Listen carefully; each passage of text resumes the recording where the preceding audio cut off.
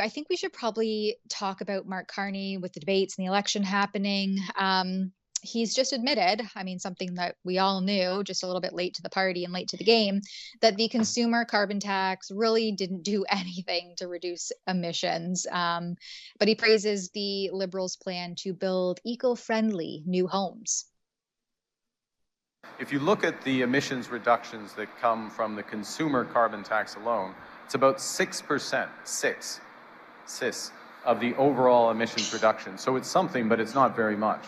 And so the vast majority of emission reduction work is being done by the large emitters, the large polluters. And what we've done there is tightening the carbon market, creating a new system where they are paying for emission reductions of households, so a positive incentive there, reinforcing investment tax credit and other element approaches to drive that clean energy investment. Remember, 80% of final emission reduction comes from final demand for energy, so it matters what happens in the energy system. We're driving that. Last point, we're looking to double the home building, but we're looking to double home building in a way that those new homes are emitting 20% less in the construction of those homes, and that those new homes are much more climate efficient when they're built.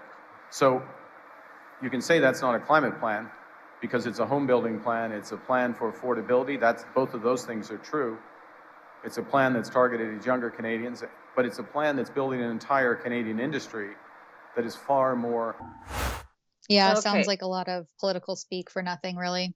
Wow, I was almost bored to death there. I'm surprised I made it through it, to be completely honest. So this is Mark Carney pivoting away from the consumer carbon tax, which robbed us blind since 2018, and instead Mhm. pivots to Brookfield housing pods with heat pumps, also supplied by Brookfield, to solve the climate emergency. Now, if Mark Carney was being real honest, he would just start talking about getting rid of a couple million newcomers to Canada, and that would solve our housing problem really fast. But instead, what he's doing is he's creating an industry that his friends and shareholders will benefit from. I mean, Canada, do you want to live in a Brookfield ecopod? Is it, did you, when you were little, did you think to yourself, When I grow up, I'm going to get married and have children and live in a Brookfield ecopod"? Of course not. And don't forget, Canada, that heat pumps don't work in our extreme climates in Mhm. Canada. So, I mean, the, he's just gonna put a million people or a couple million people in his little pods and wait for them to freeze to death.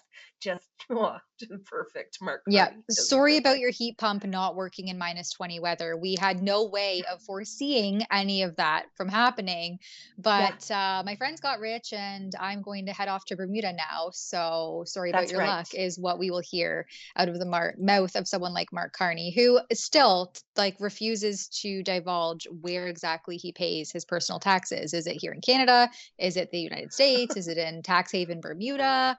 We don't know a lot about Mark Carney, but you know what? The Liberals Yeah. that are parroting and ready to vote for him, they have no idea about any of that, which again is just the saddest state of affairs here in Canada.